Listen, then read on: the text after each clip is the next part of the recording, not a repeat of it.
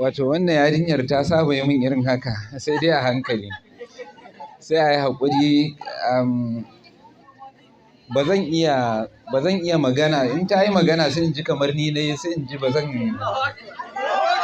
Amma dai abinda zan yi amfani da wannan damar na isar da saƙo ko mai ƙanƙantarsa.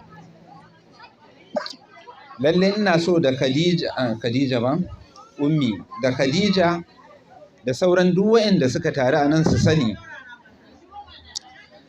cewar duk sanda aka ce mutum biyu za su haɗu su zauna, to wata rana za a samu saɓani a tsakani. Yaya ake yi a warware shine babban matsalar, kuma shine ilimin da ya kamata yanzu a ba wa su Khadija da kuma waɗanda suka damu su sani. Duk sanda mijinki ke Khadija ko kuma ku masu sauraro ya zama ran shi a ɓace ki, karki ce dole sai lokacin ya huce. Ku mata Allah ya arzuta ku da wani abu. Kun iya rarrashi, kun iya lallami, ko mutum ya ƙi ko ya so. In kun ga dama sai ya huce, sai hankalin shi ya kwanta. Bari in ba ku misali da ni kaina da ita wannan yarinyar da muke tare.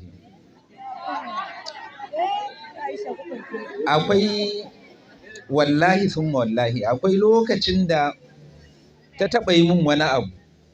Raina a ɓace.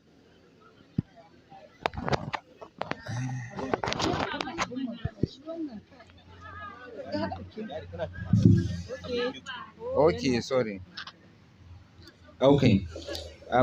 Ta ɓata min rai yadda ina jin kamar zan fashe saboda ɓacin rai.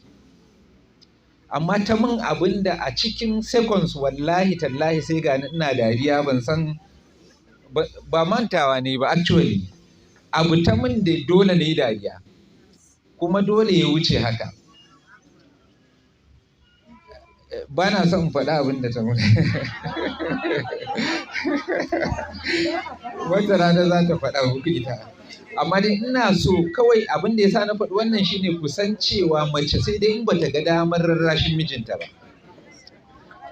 In ta ajiye girman kai a gefe, ta ɗauka cewa ita ma wato zamanta lafiya shine zaman mijinta lafiya, to wallahi za ta warware matsalar ta da kanta ba tare da ta janyo wani ya shiga ba. Don haka abin da ake bukata a gunku dukanku da kuma Khadija da ake aurenta, ake walimarta yau, shine tsoron Allah subhanahu wata'ala, da kuma a iya yadda za a yi. A yadda cewa mace a ƙarƙashin mijinta take, ba shi yake ƙarƙashinta ba.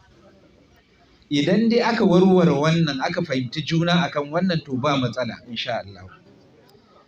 Don haka Khadijatu ke sani, Allah maɗaukakin sarki ya ɗora mijinki a kanki, duk da cewar Allah ya ɗora mishi cewar kar ya zalunce ki, kar ya ci mutuncinki, kar ya wulaƙanta ki, amma ke ma dole ki masa biyayya.